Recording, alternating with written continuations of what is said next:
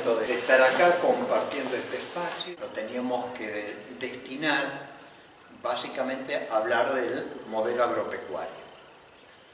Y a nosotros nos pareció que, a mí en particular y por otras experiencias, me pareció que era importante hablar del modelo agropecuario un poquito para decirle cuánto sabemos, cuánto desconocemos, ponernos a disposición de ustedes y básicamente hacernos algunas preguntas sobre la soberanía alimentaria aquí y ahora, cómo construir soberanía alimentaria en Argentina.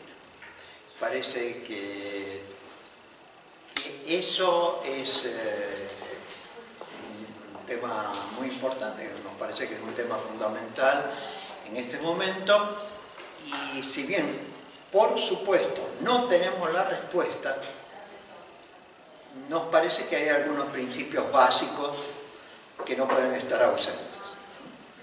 Entonces, la idea es la tercera parte de la clase, de este encuentro, un poco una reflexión de cómo, quiénes, cómo construir soberanía alimentaria en un país como Argentina, que es distinto a Brasil, que es distinto a Cuba, que es distinto a Ucrania, que es distinto a Uganda, que es distinto a México. Va a decir, acá, en un país que es único en el mundo por muchas razones. Bueno, ese es más o menos lo que habíamos pensado para hoy y arrancamos. Es medio obvio, pero me parece necesario volver a insistir en la conceptualización de soberanía alimentaria. A ver, hay temas de los que se van poniendo de moda y de alguna forma todo el mundo utiliza el mismo concepto para decir cosas absolutamente distintas. Nos pasó con desarrollo, con sustentabilidad, y nos viene pasando con soberanía alimentaria también, ¿no? Entonces, ponernos de acuerdo en la definición más básica, que viene desde el año 1996, que, a ver si vamos a primero, que plantea que es el derecho, no de las personas de estar, eso estamos de acuerdo todos, es el derecho de los pueblos, de todos y de cada uno de los pueblos, no de los más blanquitos o de los más oscuritos, de todos los pueblos, a definir las políticas y estrategias, definir políticas. Por lo tanto, hablar de soberanía alimentaria es hablar de política, ¿sí? Las políticas y estrategias de producción, distribución, consumo de alimentos. Y el agua también, porque el agua, además de todas las otras funciones que cumple en nuestro planeta, también es un alimento básico y uno de los alimentos a los que tiene menos acceso un porcentaje muy grande de la población del mundo y de nuestro país también, ¿sí? Y estamos hablando no de algunos, no de los que quieren, no de los que pueden, estamos hablando de todos, ¿sí? Y entonces son políticas y estrategias que tienen que ver con la producción, con la distribución, con la elaboración, con el consumo, que permiten el acceso de todos a una alimentación, el agua potable incluida, cultural y nutricionalmente adecuada. Si nosotros nos hiciéramos la pregunta que va a quedar picando después para el trabajo grupal, nos hiciéramos la misma pregunta en el altiplano, en la comunidad mapuche, en el Chaco semiárido, en Cuyo, es probable que tengamos respuestas muy distintas, ¿no? Y si no las hacemos nosotros aquí, o no se la hacen los compañeras de una villa en donde predominan peruanos o bolivianos, seguramente las respuestas también son distintas. Bueno, seguimos. Nosotros creemos que estamos hablando de un viejo problema. Un problema tan viejo que por lo menos se remonta a la segunda fundación de Buenos Aires, con Juan de Garay. Los indígenas, la población originaria, alimentaba a los conquistadores. Hasta que un día, en lugar de alimentarlos, se cansaron de alimentarlos y los cercaron. Y ese es uno de los quizás únicos casos de canibalismo que reconoce la historia argentina. Se terminaron comiendo entre ellos los conquistadores. Por razones que seguramente alguien ha explicado y entiende mejor que nosotros, y quizás ustedes lo tengan claro, este es un problemita que nos vino acompañando históricamente. Sin embargo, no ha sido un problema del que se haya hecho cargo la sociedad argentina. Ahora tampoco, creemos. Y tenemos historias, y seguramente algunos de ustedes por edad y otros por recuerdos familiares, de momentos de nuestra historia contemporánea con serios problemas de hambre y alimentación en el conjunto de la sociedad. Digamos, hacíamos memoria algunos que en el año 1985, o sea, 2 años después de que Alfonsín asumió el gobierno nacional, hicimos el primer encuentro sobre el hambre y la alimentación en Argentina. Hace 40 años de eso. Y antes había pasado la década infame, los cuadros de Berni retratando las marchas con mujeres y niños diciendo queremos pan.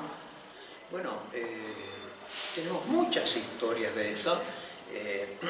Josué de Castro, un gran historiador brasileño, que hizo un librito imperdible sobre el hambre en Brasil, decía: ¿qué le pasa a nuestra sociedad que hay un 40 o un 50% pobre que no come? Y eso no está en debate. No lo discuten las organizaciones sociales ni las organizaciones políticas. ¿Cómo somos capaces de esconder debajo de la alfombra cosas tan graves, tan cercanas, tan de nuestros hermanos? Bueno, salvando las distancias, no es nuevo el problema del hambre y la nutrición en Argentina, y no parece que una de las características que no podemos dejar de tomar en cuenta es que somos uno de los países más urbanos del mundo. Lejos el país más urbanizado de América Latina. Quizás ahí cerquita con el Uruguay. Pero nosotros tenemos como población rural quizás el 7% de la población. La Alemania, que es un modelo en muchos aspectos, tiene el 24% de población rural. La provincia de Argentina, que tiene mayor proporción de población rural, sigue siendo Misiones, que debe estar por el 25% de población rural, cuando hace 20 años tenía el 60%. Entonces, la mayoría de nuestra población depende de sus ingresos para poder acceder a los alimentos. ¿Sí? Decíamos que la mayoría de nuestra población no tiene mucha idea de quién y cómo produce los alimentos que va a consumir.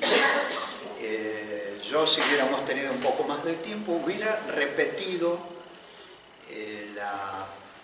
creo que fue la primera clase de los cursos de soberanía alimentaria en esta facultad, que una de las docentes fue una amiga, una compañera que viene escribiendo mucho sobre estos temas, y ella estaba con un escritorio parecido a esto y una heladerita, y saca un bife de costilla y pregunta: ¿qué es esto? ¿Quién no sabía que era un bife? ¿Quién se preguntó quién lo produjo? ¿Qué pasó después? ¿Cómo llega hasta la casa de ustedes? ¿Quién y cómo fijó los precios de ese bife de costilla que ustedes compraron en la carnicería del supermercado?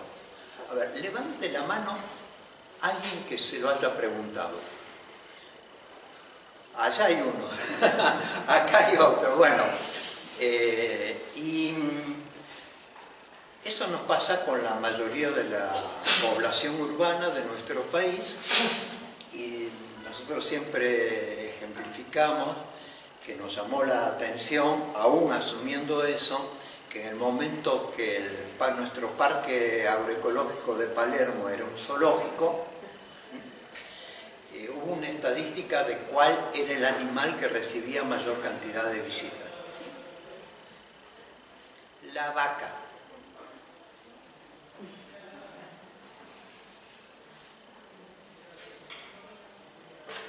Bueno, de eso seguramente ustedes conocen una cantidad de temas.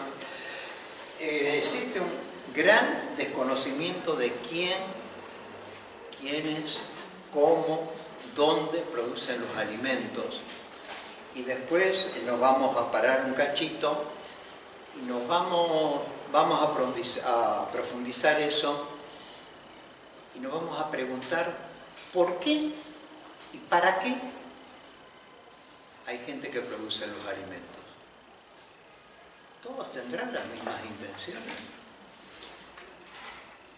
Todos lo harán por la misma sensibilidad y preocupación de alimentarse sano y alimentar sanamente a la comunidad. En el caso de las empresas, claramente no. El otro día, a raíz de los múltiples comentarios por la muerte de Francisco, yo escuché algo que no sé si lo había dicho él o era una reflexión del analista que tomaba el tema y decía: cómo nuestras sociedades han transformado todo en mercancía. Nosotros venimos diciendo el alimento es una mercancía más. Hasta el ser humano es una mercancía más. Estamos haciendo de nuestras vidas, ¿no? Pues eso creo que es tan viejo como el dinero. Desde que se inventó el dinero, todo pasó a ser mercancía, me parece. Pero ahora vamos a eliminar el dinero, las plataformas nos solucionan todo. Y vamos. Bueno, seguimos. Creo que todos escuchamos y reflexionamos sobre esto que llamamos crisis civilizatoria. Por primera vez en la historia mundial, en la historia del capitalismo, se superponen un conjunto muy grande de crisis: económico-financiera, energética, alimentaria, ambiental, cultural, y ahora también la crisis del trabajo.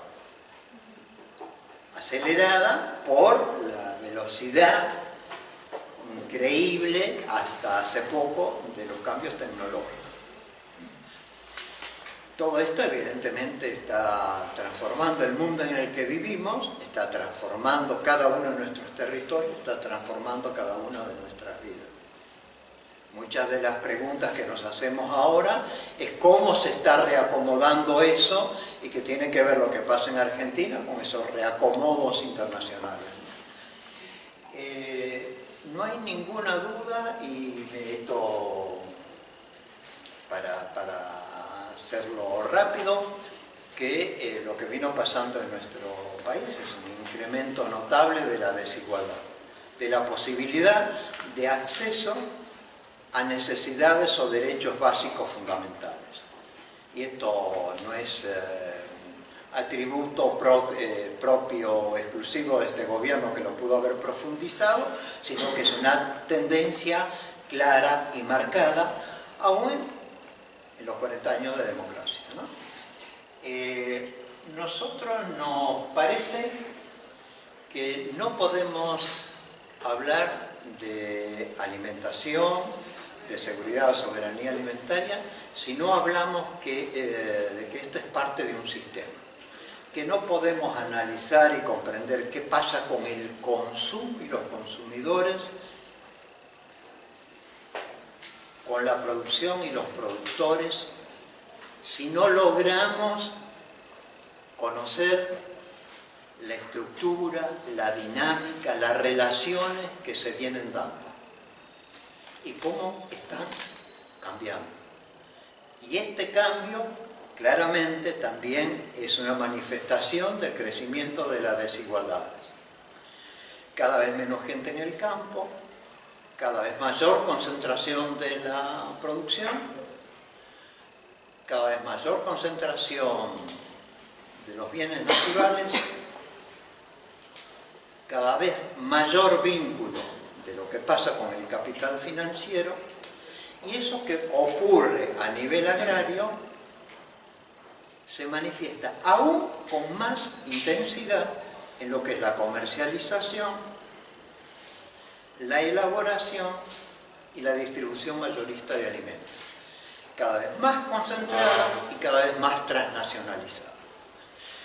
Entonces, hablar de soberanía alimentaria implica necesariamente hablar de soberanía. Por eso nosotros decimos que el alimentario o alimentaria es el adjetivo que le ponemos al concepto de soberanía. Bueno, acá hay algunos datos que ustedes conocen con respecto a pobreza, indigencia, etc. Y lo vamos a pasar rápido. Dale. Bueno, a nosotros nos parece que esto de entender el sistema, y acá alguno de ustedes nos tendría que criticar. Hablamos de sistema agroalimentario y nos estamos olvidando de varias cosas, entre ellas la pesca. Y no solo la pesca artesanal, sino la pesca en grandes volúmenes, por buques, factorías propios de otros países, etc.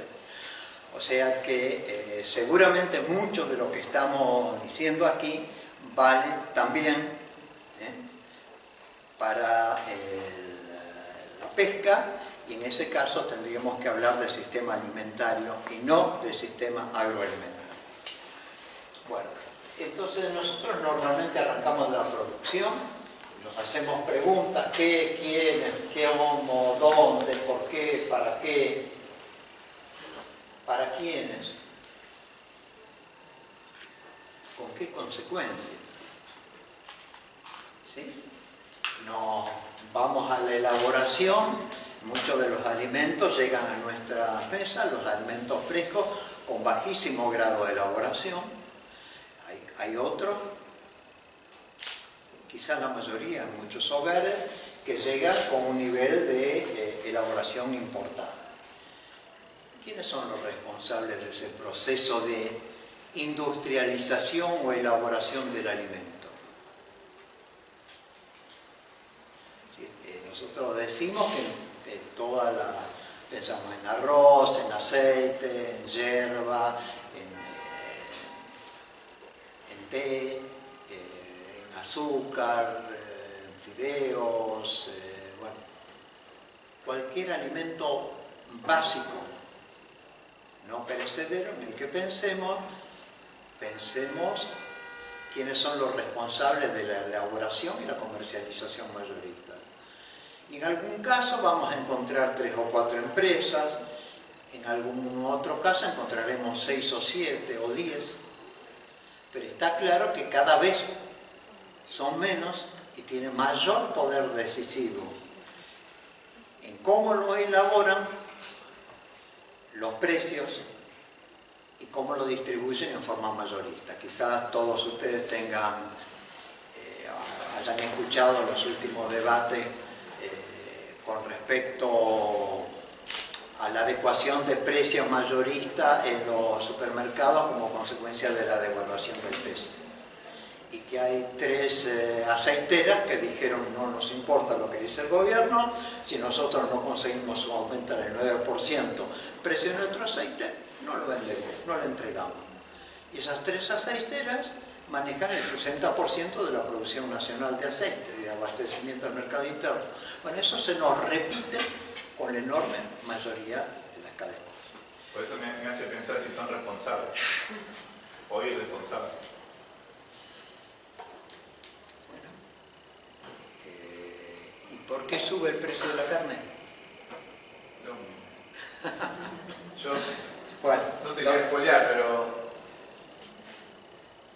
modelo agroexportador, consumo interno interesa, pero no hablo más. Bueno, Sí. eso lo charlamos en los grupos. Bueno, nosotros nos paramos acá en la distribución.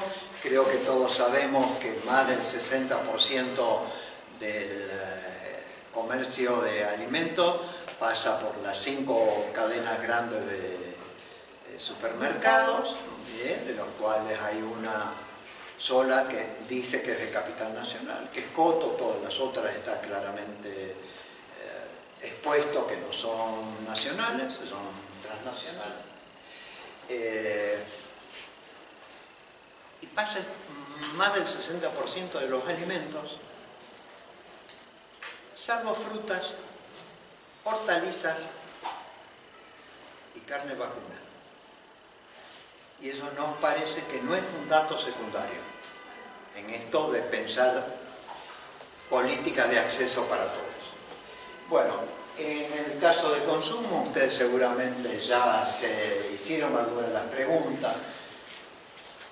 ¿Qué se consume? ¿Quiénes? ¿Cómo? ¿Por qué? ¿Para qué? ¿Con qué consecuencias? Y eso lo vamos a retomar.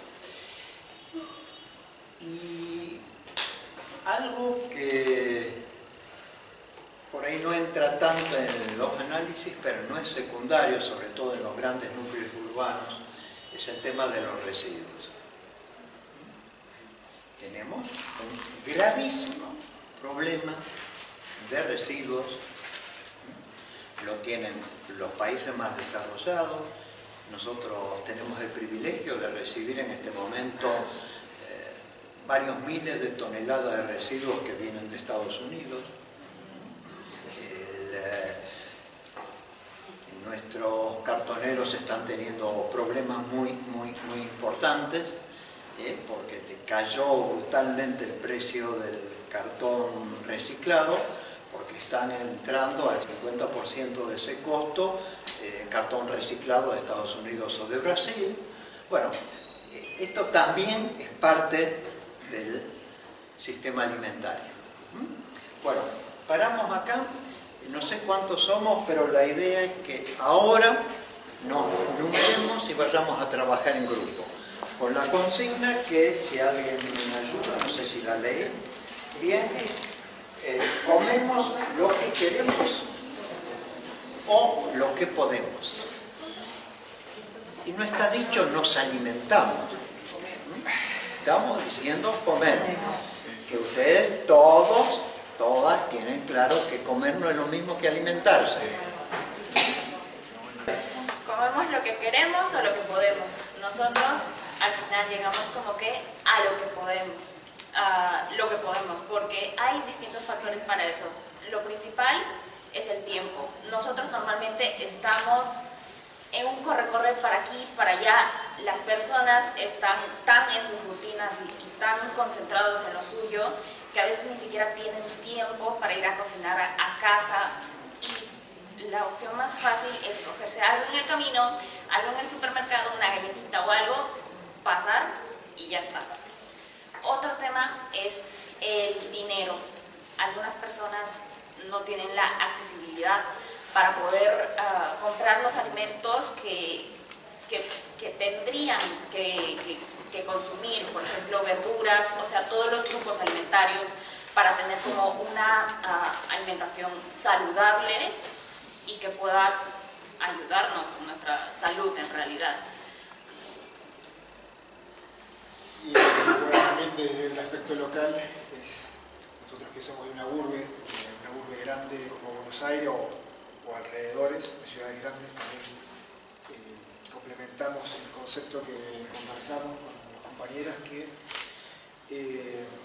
comemos lo que podemos, ya que la cuestión de acceso a los alimentos está muy influenciada y condicionada por temas logísticos, de información, a grandes cadenas de supermercados, de comercios, donde ya te arman paquetes para influir en tus decisiones de tu día a día, de tu dieta, de qué vas a comer, qué no sabes a veces ni qué es, o falta de tiempo, como dice la compañera, falta de dinero. Entonces, estamos muy condicionados, principalmente en las grandes ciudades, ya que en el campo es otro ambiente diferente, dependiendo de qué campo también, o sea, si fuera, no sé, Córdoba, un pueblo fumigado, bueno, tampoco decidiría bien qué comer, pero bueno, llegamos a esa conclusión. ¿Les parece que le preguntemos quiénes son y a qué grupo representan? Nombre, apellido, así. Soy Almendra y represento acá el grupo 1, acá adelante. Tú también. Carlos Repón. Pero no eres Almendra. Claro, no. Ella no es. Bueno, seguimos. Bueno, ¿Tú quién eres y a quién estás expresando? Mi nombre es Marcelo, mi compañero está Quedaron separados. Tu nombre yo como bien, Juan. Y representamos el grupo que está atrás. El segundo grupo. Bueno, más o menos llegamos a una conclusión parecida a la casi igual a la de ellos. Lo escucharon. Nos copiamos. Primero decir si comemos o nos alimentamos, que fue también un poco que salió en la clase anterior. Temas que salió de los que tenemos un poco más de años, de que la calidad de la comida, incluso el sabor de la fruta, y hay gente que ahora dice la fruta no me gusta porque no es fruta o no sé lo que es, lo que se consigue y no tiene sabor, entonces eso, en el supermercado vas y comes y no te alimentas y ni siquiera lo disfrutás, porque hay otra cosa, otro factor, el tema del marketing, que te dice lo que es bueno y no te dejan elegir, te meten en tu inconsciente o tu consciente lo que es bueno. Salieron temas como que hubo, eso lo marqué yo de la experiencia. Cuando yo era chico, íbamos con mi mamá y elegíamos el pollo, te lo enganchaban con un alambre y te lo mataban ahí y elegías, comías el pollo y sabías que era pollo y te podías comer todo el pollo, hasta las patas. Ahora no tenés que comer la piel, no tenés que comer la alita, el cuello tampoco, porque no sabes qué tiene. Y así con muchas cosas. El café ahora es torrado, eso no salió en el tema, pero es algo que... porque está rebajado con azúcar, quemada, y no tenés... Y si querés comprar un buen café, tenés que pagarlo muy caro, cuando antes ibas a una cafetería común y consumías café. Lo mismo con el chocolate, la manteca, que los lácteos ya no son lácteos. Y relacionado con el poder adquisitivo. Y salió el tema de la soberanía. ¿Qué es soberanía? Y que la soberanía es ser soberano, ser rey. Y de la Revolución Francesa para acá nos dijeron que somos todos reyes y reinas. Y la única forma de hacerlo funcionar es siendo todos Estado. Decidiendo que somos todos Estado y poniéndonos de acuerdo. Cuando dejamos en manos de unos responsables, ¿eran los que producen? Irresponsables, que lo único que quieren hacer es comerciantes, no son responsables de lo que producen. Bueno, eso fue más o menos. Y dejo para que... ¿Le dejas algo al compañero? ¿Quieres agregar algo más? Bueno, yo en realidad, mi nombre es Juan, hace 10 años más o menos estoy en las huertas comunitarias y 10 años atrás trabajaba en gastronomía, o sea, por dos lados de la verdad. Por lo tanto, yo creo que somos víctimas y victimarios de un sistema perverso que aniquila nuestro poder adquisitivo, nuestra salud, nuestra paz espiritual, nuestra convivencia comunitaria. Es decir, en la búsqueda de un mejor precio y un producto más terminado que nos ahorre tiempo, como decían los compañeros, empezamos a aceptar cualquier cosa. Y esto de aceptar a veces como que es lo único que hay, que comemos lo que podemos. Si aceptamos nosotros las relaciones que tenemos, si de repente en un trabajo nos pagan 2 pesos y nos vamos y salimos a buscar otro, así no lo consigamos, de la misma manera tenemos que reaccionar y elegir qué es lo que comemos. Siempre está la ley de la oferta y la demanda. Si yo no quiero más galletitas dulces, se queda el mercado de galletitas dulces, lo que pasa es que hay que ponerse de acuerdo. ¿Ustedes a qué grupo representamos? Segundo, ahí las chicas. ¿Ustedes sienten que ellos interpretaron bien lo que dijeron? ¿Algo más? ¿Todos estuvieron de acuerdo en eso, No, porque, a ver, sería lógico en las conversaciones grupales que haya miradas, énfasis distintos, no tenemos por qué coincidir. Es que tratamos de nombrar los temas que salieron en todo el grupo. Por eso... Sí. ¿Listo? ¿Seguimos con otro grupito? Dale.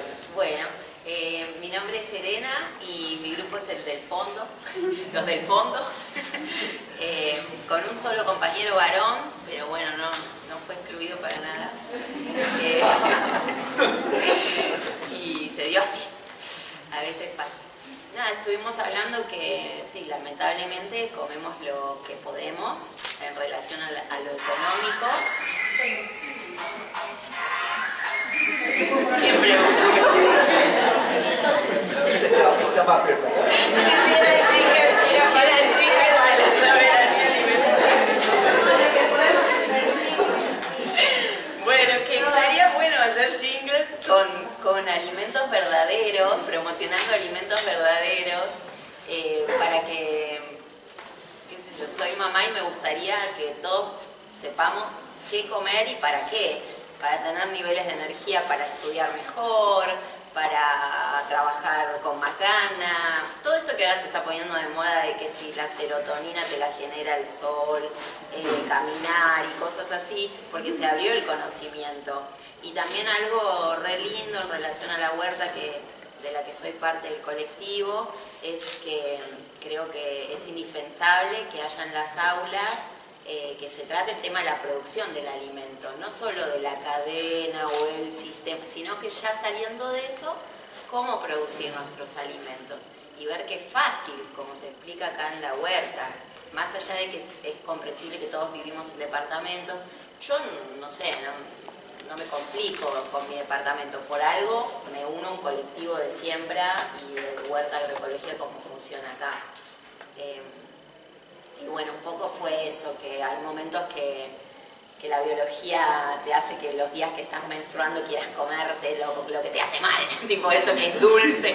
Entonces, cómo hay gente que se cría por ahí tomando helado de azaí en Amazonia y eso le genera mayor placer, como también vincular el alimento sano a lo placentero. Para eso necesitamos que la información esté mucho más abierta y accesible. Y también hablamos el tema de que antes era, cuando no existía tanta cosa con internet, era el médico el que te decía y te bajaba línea, te debes comer esto para esto, te mandaban a los likes si querías bajar de peso, lo que fuera. Y bueno, que también tienen que ser conscientes los profesionales, me parece, de que se están recibiendo a veces, leyendo autores de hace un siglo atrás, cuando no existía internet, cuando el mundo era otro. Entonces es el compromiso constante de recibir el título, pero te tenés que seguir actualizando, y al costado de cada clase que vas te tenés que seguir actualizando, porque el mundo cambió, entonces tenemos que cambiar las cosas. Un poco fue ahí como ¿Alguno de los compañeras del grupo quiere sumar alguna cosita? No, está perfecto. Bueno, una maravilla. Y el jingle está en camino. Cuando vos hablabas del colectivo, no hace muchos meses atrás discutíamos la ley ómnibus. Y uno de los memes que circulaba decía: nunca ómnibus, siempre colectivo. Bueno, ¿querés seguir? Sí, Dale. bueno, mi nombre es Silvina y represento allá a las chicas de casi el fondo. Sí, bueno, lo primero que quiero decir que me parece curioso que si bien acá la población es principalmente femenina, quienes han pasado a representar los grupos han sido casi todos los varones. Y no porque quisiéramos. Para que lo pensemos. Bueno, muy interesante. Es interesante y también... Y la mención de ella de que había varón y no se lo dejó de lado. Y todo el resto, ahí yo empecé a prestar atención y a contar. Ahí está. Bueno, en realidad hablamos como muy desorganizadamente porque todo lo que surgía a decir era como mucho, ¿no? Salieron temas que ya mencionaron acá los compañeros que tienen que ver con nuestra capacidad para elegir, que está muy limitada a la oferta, al tiempo y a lo económico. O sea, no voy a volver sobre eso porque me parece que ya fue mencionado. Lo que quisimos hacer un poco era también definir qué era poder y qué era querer, ¿no? Y hablamos un poco del deseo, de los deseos creados a través de del marketing, pero también de todo lo que tiene que ver de lo aspiracional que se ha vuelto la comida o algunos productos. Es decir, de pronto si uno tiene acceso limitado al dinero, de pronto pareciera que disfruta más de poder comprar dijimos papas Lay's, que son esas papas fritas carísimas, riquísimas, pero también tiene que ver, bueno, puedo comer esto, significa que yo pertenezco. ¿A dónde pertenezco? Al grupo que puede acceder a alimentos, que puede acceder a elegir. También hablábamos de cómo se hackea también el gusto a través del marketing y a través también de un paladar que en realidad está absolutamente hackeado, porque los niveles de dopamina que genera consumir estos alimentos son altísimos. Entonces también cuando uno cree que está eligiendo, ¿está realmente eligiendo desde qué lugar, desde qué deseo? Y elegir, ¿es pararse frente a una góndola y elegir qué marca de fideos voy a comprar? ¿O es pararse en la puerta del supermercado, darse vuelta y fijarse dónde puede consumir otro tipo de alimentos? También hablábamos con respecto a lo del tiempo, volviendo un poco a la perspectiva de género, que también es real que muchas veces es sobre las mujeres, que cae también la tarea de trabajar y después también la economía de consumo de una familia, ¿no? Pasar a la salida del trabajo, muchos de nosotros quizás ahora cuando salimos, vamos con la mochilita, con el cuaderno que tomamos nota, con la campera porque salimos a las 7 de la mañana, pasamos por la verdulería, después pasamos por el supermercado, llegamos a casa y quizás no haya algo preparado, quizás no. O sea, y esto se da también en la ciudad, como habían mencionado los compañeros. Y en ese sentido, quizás una conclusión podría ser que somos por factores que tienen que ver con la voluntad, pero no siempre. Pero como por una conclusión, quizás podría llegar a ser que somos consumidores, ¿no? Bastante empobrecidos más que empoderados y muy limitados por todos estos múltiples factores que venimos mencionando. Y ya está. Bueno, le aplaudimos, ¿verdad?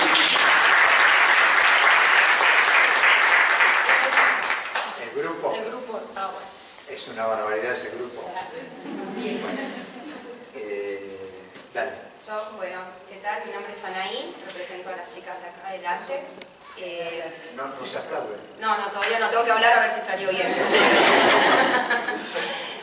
Bueno, si bien hablamos un poco de lo que es la ciudad y la urbe, yo vivo en Luján, lo que es el periurbano, vendría a ser, si bien me considero una privilegiada porque soy una persona que van a ser 10 años, cultivé un bosque de alimentos con mi pareja, cultivamos alrededor de 40 árboles frutales, de los cuales ya varios dan sus frutos, también tenemos una huerta y entonces trato de vivir dentro de lo que se espera, que es el punto de lo que quiero hablar, que hablamos del tiempo, de la disponibilidad, pero creo que lo fundamental es, ¿no?, la conciencia, el conocimiento de saber qué es lo que tenemos que elegir, porque por ahí tenemos el tiempo, tenemos la plata y nos vamos a un Burger King, ¿no?, a comer.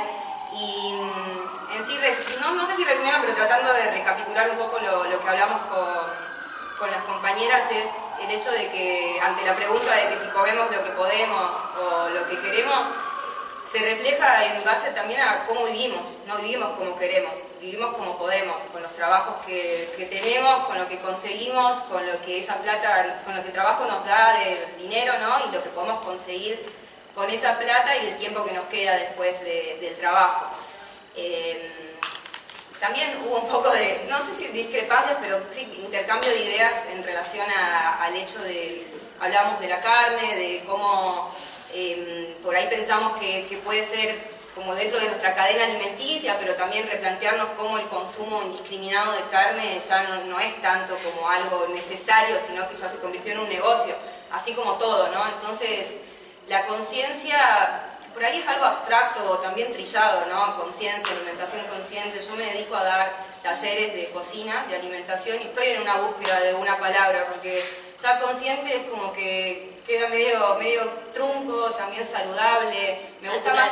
Natural. Natural tampoco, como que, porque el que está en la ciudad, no soy natural, vivo en la ciudad, por ahí creativa, ¿no? Para no dejar a nadie afuera, para no ponerme vegano y que los que no son veganos digan, no, es vegano, o lo vegetariano, o lo saludable, sino creativa, darle una vuelta de rosca a la comida para incorporar otros alimentos que nos nutran más y que puedan cumplir la misma función que tradicionalmente conocemos de los alimentos. Y también, esto no lo hablé con mis compañeras, perdón, pero se me acaba de ocurrir en el camino, más allá de la conciencia de lo que uno piensa, sabemos también que dentro de nuestros intestinos viven millones de bacterias y de insectos que también dominan lo que vamos a comer, en realidad dominan mucho más de lo que pensamos. Sí. Lo que vamos a comer. Entonces, lo que nosotros alimentemos de estos organismos va a ser lo que decidamos, ¿no? Si nosotros le damos comida chatarra o putrefacta o rápida, comida vacía, y va a ser lo que nos va a pedir, ¿no? En cambio, si buscamos tener una alimentación más consciente, saludable, soberana, que podamos, dentro de la conciencia y el poco dinero y el poco tiempo, hasta el poco entusiasmo que tengamos para comer, medianamente incorporar algunos de estos alimentos que vamos conociendo, que nos hacen bien, ya es un avance, es un cambio. No vamos a poder hacerlo todo de uno, no podemos ser exclusivamente naturistas y vivir en el campo, ni yo que hago, que lo vivo, puedo serlo, porque a veces termino comprando en el supermercado, no siempre tengo mis verduras, tengo que comprarlas, trato de que sean orgánicas. Hablábamos del hecho de que como a veces uno dice hay que comer orgánico, hay que comer agroecológico, y me pasa que me encuentro a veces con estas preguntas cuando doy mis talleres que me dicen, sí, pero yo compro un bolsón y me viene con 3 kilos de espinaca y 2 zapallitos y con eso no resuelvo mi comida. Y en sí no es resolver la comida con eso, sino poder empezar por algo. Bueno, tengo la base de estos 3 kilos de lechuga o de espinaca, a ver cómo los cocino para que me duren, para poder incorporarlo al resto de mis comidas, y después ver de qué manera, bueno, compro en el supermercado, compro en otro nodo, compro un poco, compro en la verdulería y voy armándome desde dónde elegir poner el poco dinero, el poco tiempo, el poco acceso a eso, dónde decido ponerlo. Así que bueno, creo que cerrando. Una consultita. Me ganaste de mano con la correo electrónico. Cuando veamos el módulo de salud, yo voy a hablar de la microbiota. Esto que estamos hablando, que comemos no lo que necesitamos, ni siquiera lo que queremos, comemos lo que podemos. Todas las enfermedades se generan en el intestino, y el intestino son 300 millones de bacterias, parásitos y hongos que conviven junto con las células nuestras. Y todo esto que ustedes están diciendo, ¿dónde impacta? Impacta en la microbiota intestinal. Y a partir de la microbiota intestinal, una parte fundamental que es el eje intestino-cerebro. O sea, tenemos como un camino de circunvalación, que es el nervio vago, por donde los alimentos generan sustancias neurotransmisoras, alguien nombró la dopamina, serotonina, un montón de sustancias que estimulan el funcionamiento neuronal. Esa microbiota dañada por todo lo que estamos hablando es lo que genera las enfermedades de los países desarrollados. No me dejaron nada de lo que hablaba.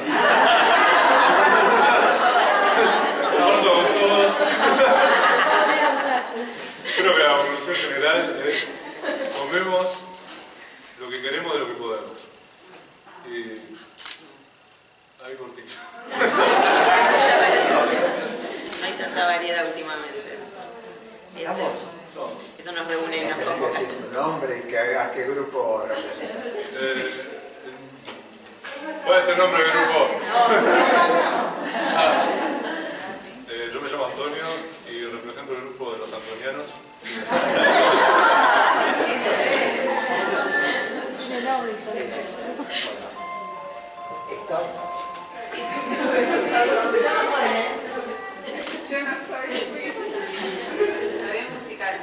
Salieron bastantes cosas, desde los avisos publicitarios, María Biota en clase, a ver los frutales de la compañera de Luján, la verdura de Juan, bueno,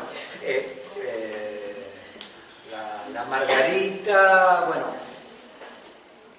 muchos de ustedes están implicados en un proceso muy concretos que los hicieron visibles acá, pero además transmitieron, trataron de compartir una reflexión del grupo que no debe haber sido fácil la discusión del grupo, ¿no? Porque no todos compartimos las mismas ideas y es muy importante escucharnos.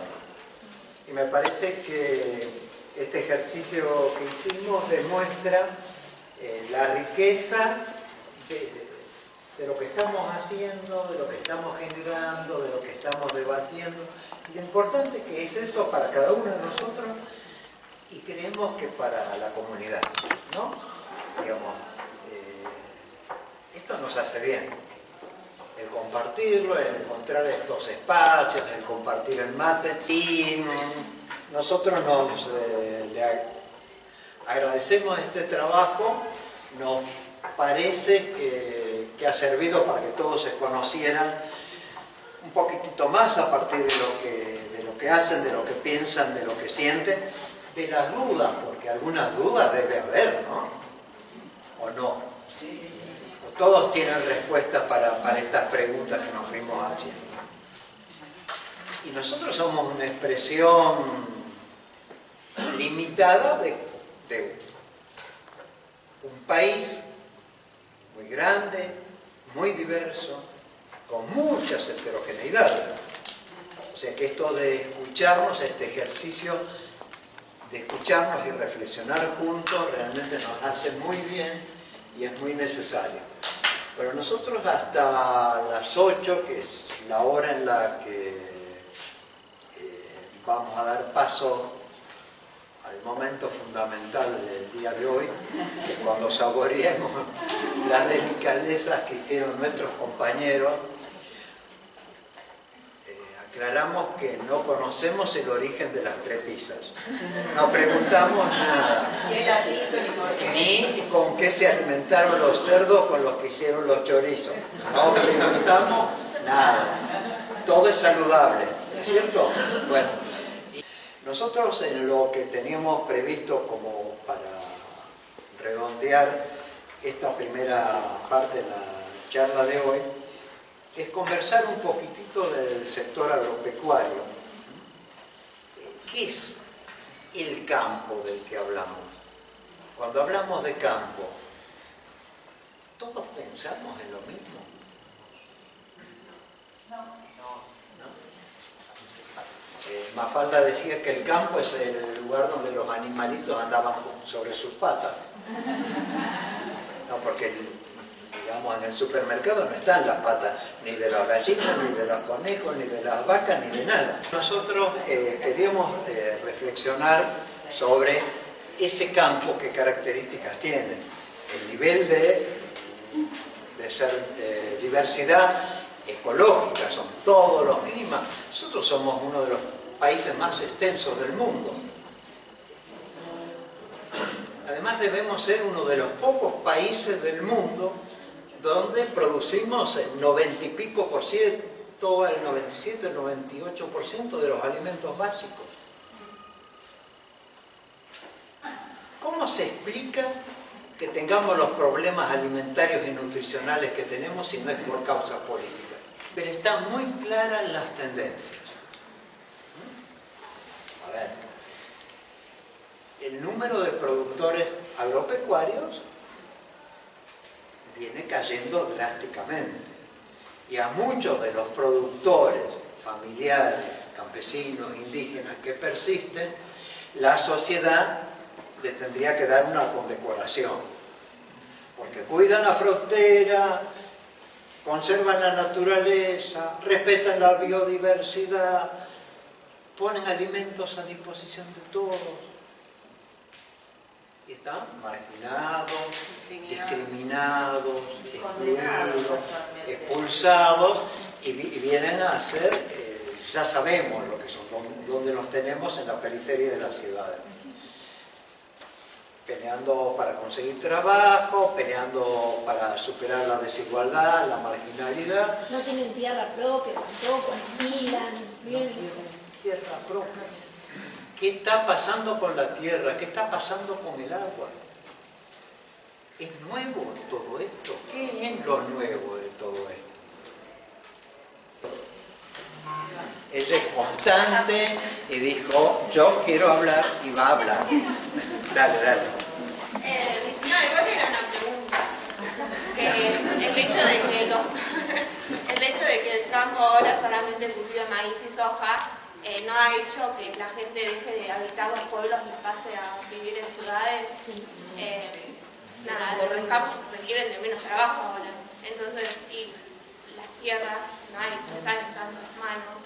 Yo soy de un pueblo y vos sabés quién tiene campo y quién no.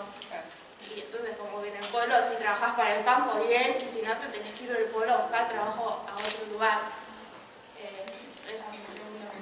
Nosotros hablamos de la historia agraria, bueno, nos llevaría algún tiempo, pero no debe ser casualidad eso que vos estás manifestando. ¿Qué nos vino pasando con los productores, los trabajadores agrarios que hicieron posibles, viables y enriquecieron nuestro país? Digamos, nosotros teníamos una población que fue capaz de hacer crecer y enriquecer este país. Y ahora tenemos una enorme producción. Estamos exportando, creo que andamos por los casi 160 millones de toneladas de granos, de alimentos o de insumos para producir alimentos. ¿Por qué vivimos endeudados? ¿Y por qué vivimos con hambre? estamos crecientemente endeudados y que hay miles de ollas populares, merenderos, comedores, que le permiten subsistir de alguna forma amplios sectores de la sociedad argentina. ¿Cómo llegamos a esto? ¿Por qué? Por el avance de la tecnología. Es la tecnología. ¿Quién maneja la tecnología? Las máquinas. ¿Quién decide qué tecnología se usa? Los dueños. ¿Quién decide para qué la tecnología? Los gobiernos, el Estado, los países más poderosos. Me parece que el problema de la alimentación, o sea, lo que estuvimos charlando es lo que decían, ¿no? Pero también pensando que estamos en un sistema que es cada vez más concentrado, cada vez más corporativo, que las empresas le imponen las condiciones a los gobiernos, porque siendo que el problema de la alimentación es un problema político, es necesario que del otro lado la población exija también medidas, como por ejemplo pasó en Gualeguaychú, o que el pueblo empezó a tomar conciencia de la salud por el tema de las pasteras, y si bien las pasteras las pusieron igual, pero ese pueblo que se había pensado integralmente, después pudo, por ejemplo, ponerle un límite a la soja y se creó un plan de salud, de alimentación soberano. A mí esas cosas me dan esperanza. Me parece que también depende de los consumidores, ¿no? Los consumidores, tanto para comprar productos que provengan de campesinos y sin intermediarios, como también para exigirle a los gobiernos, para que tengan la legitimidad para poder imponer los gobiernos desde el Estado mejores condiciones a las empresas y para que tengan más fortaleza también. Hay una caracterización del campo muy rápida, y lo que está claro es que hay por lo menos 5 décadas que no hubo una política agraria coherente con un modelo de desarrollo nacional. Esto que nos viene pasando no es una casualidad, no es que de golpe explotó, ¿no? Y esas políticas no han sido capaces de atender el nivel de diversidad que existe.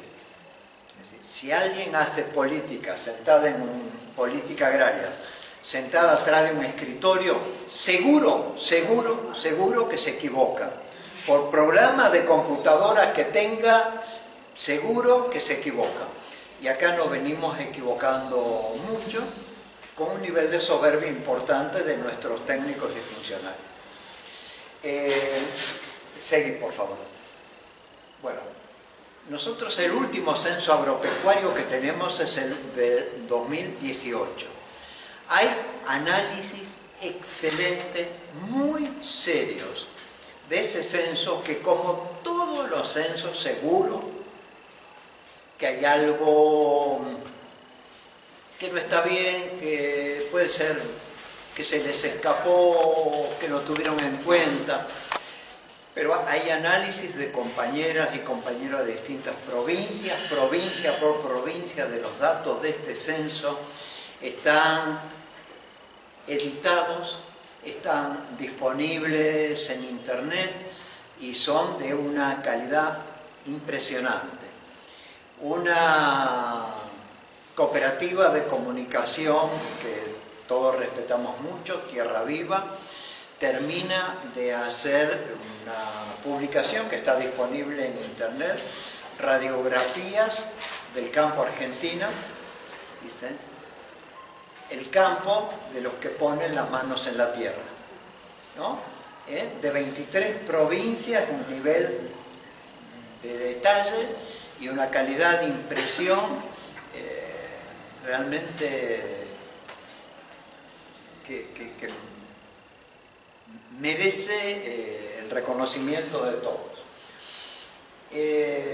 Tenemos una enorme superficie agropecuaria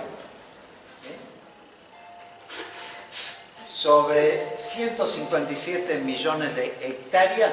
Una hectárea es una manzana, ¿sí? Solo 33 millones de hectáreas se dedican a la agricultura. Y ahora pasa rápido. Bueno, aquí está, ¿a qué se dedica? A cereales y oleaginosos el 70%.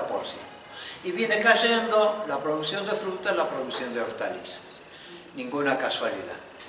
Seguramente ustedes conocen áreas productivas o de tambo, o de hortalizas, o de fruta que fueron invadidas por la zona. ¿No? Nuestro país se ha sojizado. Bueno, vamos rápido. Esto es que ha pasado con las explotaciones agrarias, con las unidades de producción provincia por provincia, al que le interese. Es información censal. Seguí, por favor.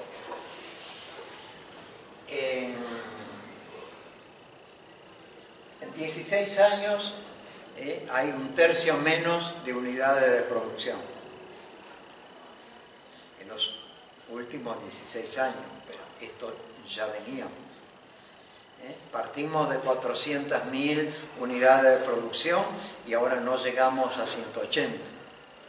Y eso sigue en retroceso, en retroceso, en retroceso. Sigamos. Un dato fundamental. Miren esa rayita negra en el país, ¿sí? Más del 60% de la tierra, de la superficie agropecuaria, no está trabajada por sus propietarios.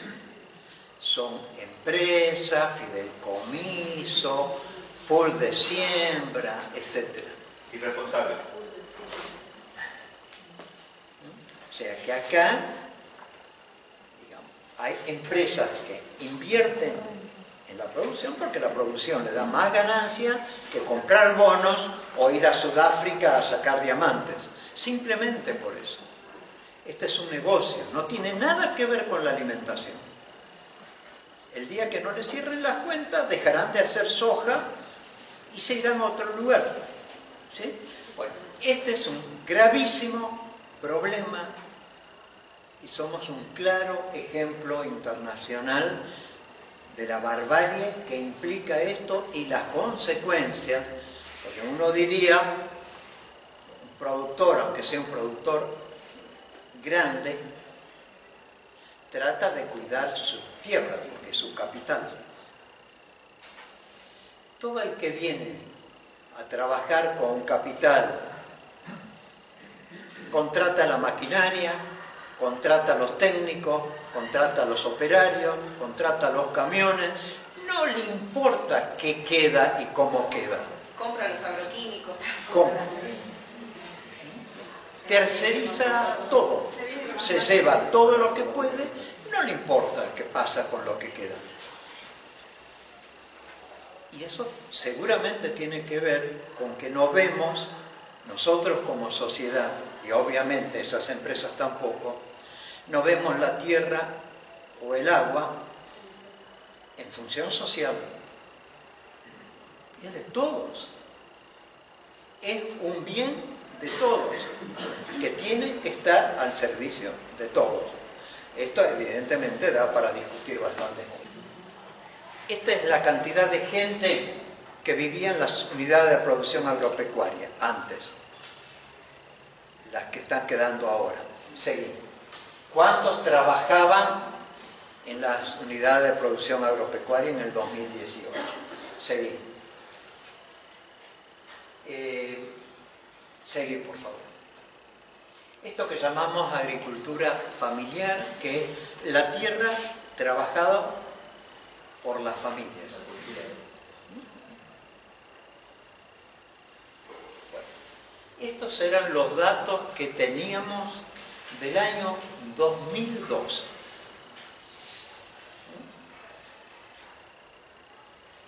Las 2/3 partes de las unidades de producción estaban en manos de familias que trataban de trabajar la tierra y generarse los ingresos para vivir dignamente.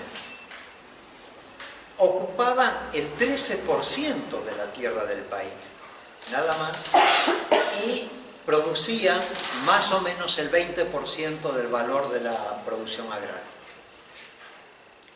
Del 2002, bueno, un dato importante que me olvidaba, emplean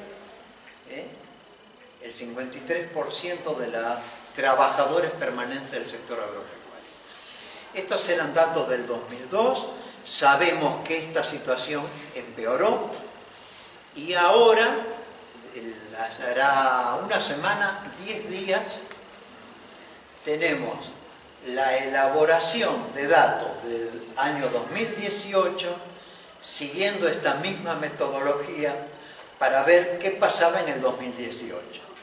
Tener la radiografía de cómo se había deteriorado aún más esta situación como consecuencia de la situación de discriminación que se venía dando. Seguí, por favor. Esto está hecho en base al censo agropecuario del 2002. Nosotros nos parece que es un error hablar de agricultura familiar de la misma forma que nos parece un error hablar de agronegocios. La agricultura familiar tiene un importantísimo nivel de diversidad. Lo mismo que las empresas, ¿no? Entonces, ahí hay una tipificación en agricultura familiar tipo A, B, C y D, y está una tipificación de las empresas, de eso que globalmente llamamos agronegocio.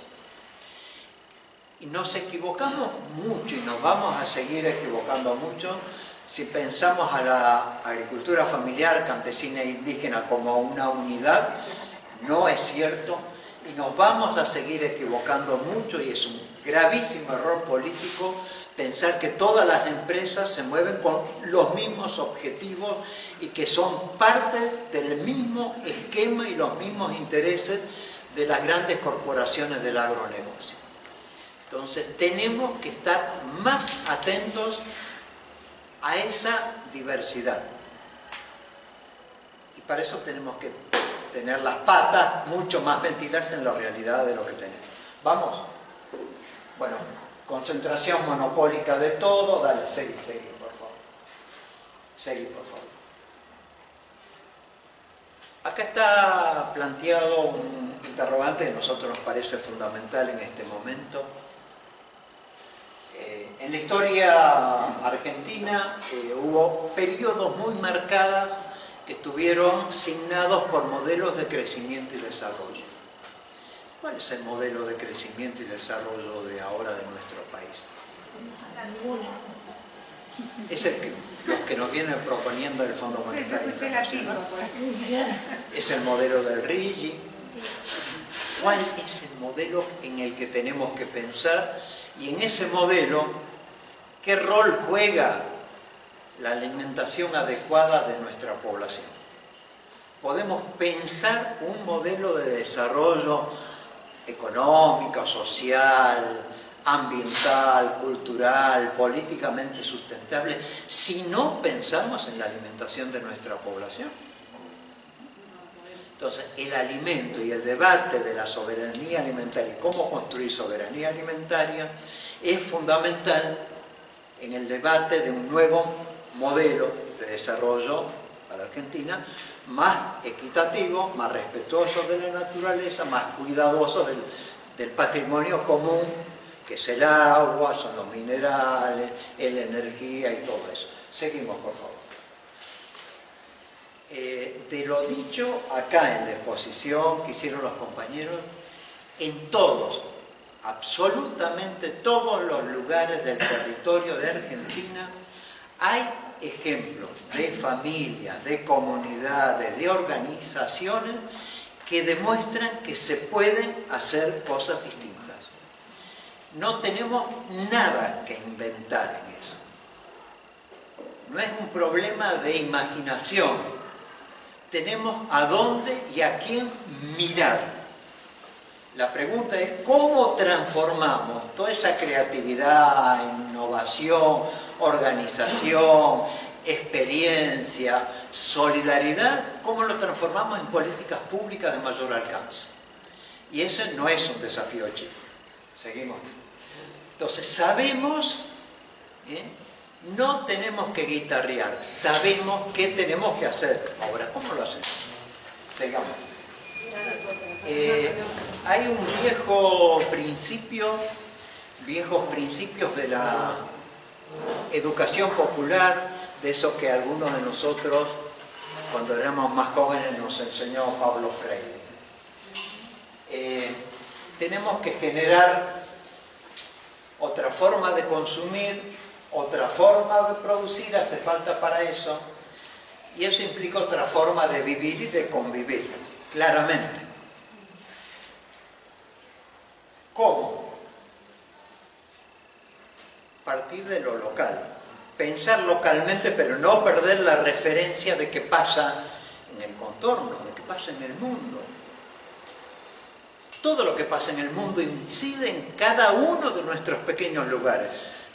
En nuestros hogares también incide, y en cada uno de nosotros, ¿cómo incide? Bueno, reconocer y asumir la diversidad. Eso no es fácil, es más fácil compartir y hacer migas y andar a los abrazos con los que piensan exactamente igual que nosotros. Pero hay mucha gente que piensa muchas cosas igual que nosotros y otras distintas. Tenemos que hacer un gran esfuerzo de escucharnos y construir respetando esa diversidad, que tiene que ver con cultura, con historias familiares, con historias personales, etc. Eso es lo que somos, ¿sí? Y el tema del Estado nos parece fundamental, un Estado al servicio del bien común, la justicia y la vida. ¿Cómo lo construimos? A partir de lo que ya venimos haciendo y mostrando y demostrando que lo sabemos hacer, que lo estamos haciendo, que lo estamos generando, que es posible. Tenemos muchísimas cosas para mostrar. Tenemos que estar más atentos a lo que hacemos con nuestras manos, con nuestro ingenio, con nuestra generosidad, con nuestra solidaridad en nuestras comunidades, en nuestros barrios, en el campo. Tenemos muchas cosas sobre las que apoyarnos para construir algo distinto. No tenemos que empezar de nuevo. Tenemos que ser capaces de reconocer y valorar lo muchísimo que tenemos en todos nuestros territorios. Seguimos, por favor. Hay algunas ideas. Una propaganda de yerba. No Amanda Titraijú. Tierra, techo y trabajo. No, tierra, trabajo y justicia. Ese nombre es un nombre elegido colectivamente y algunos compañeros de las cooperativas, cuando escucharon que el nombre que le iban a poner a la yerba era Titraijú, dijeron: qué asqueroso, parece el nombre de un jugo. Sí. No, bueno, es tierra, trabajo y justicia. Es el nombre de esa yerba desde el 2001 en adelante, y fue una yerba emblemática, fue la yerba de los piquetes, fue la yerba de las asambleas, ¿sí? Y bueno, y el Titraijú fue un producto, un alimento profundamente vinculado a la cultura de nuestro pueblo, que fue elegido como emblema para instalar el primer centro de comercialización campesino e indígena en Buenos Aires. ¿No? La relación entre producción, elaboración, distribución y consumo ligado a la cultura y a la economía social. Seguimos. Bueno, a nosotros nos parece que en sociedades tan urbanas como las nuestras, que el vínculo entre los productores y elaboradores de alimentos sanos, orgánicos, saludables, naturales, agroecológicos, biodinámicos o como le querramos llamar, el campo que produce de otra forma. Y los consumidores urbanos es fundamental, es parte de una enorme batalla que tenemos para ganar. Entonces, nosotros creemos que el vínculo con los consumidores y con los consumidores individuales, familiares, pero básicamente con los consumidores organizados. Nosotros necesitamos fortalecer los vínculos para hacer posible otro tipo de políticas. Y las ciudades son las que deciden. Y las organizaciones sociales de las ciudades son los que tienen más potencialidad, capacidad transformadora. Entonces, para nosotros, que gremios de la CGT, que las dos centrales de trabajadores, que una enorme cantidad de organizaciones sociales estén en este momento diciendo: si no nos ponemos de acuerdo como sociedad en cómo enfrentar el hambre y los problemas de alimentación en Argentina, que es absoluta y total prioridad, si no nos ponemos de acuerdo en eso, ¿en qué carajo nos vamos a poner de acuerdo? Es una gran responsabilidad social en la que todos tenemos seguramente algo para hacer, las universidades por supuesto también, pero esta es parte del enorme debate nacional. Nosotros decimos que una cantidad de instituciones, organizaciones, sindicatos, movimientos, etcétera, empezaron a hablar de soberanía alimentaria. Empezaron a decir: tenemos que construir soberanía alimentaria, tenemos que estar contentos de eso, porque es un salto enorme en el análisis de la problemática alimentaria. Llevamos 40 años de políticas alimentarias en nuestro país y estamos acá. No podemos atender la emergencia una vez más. No podemos asistir en la emergencia si no tenemos como perspectiva el cambio del modelo alimentario, el cambio del sistema alimentario. Una más y nos vamos a comer. Bueno, gracias.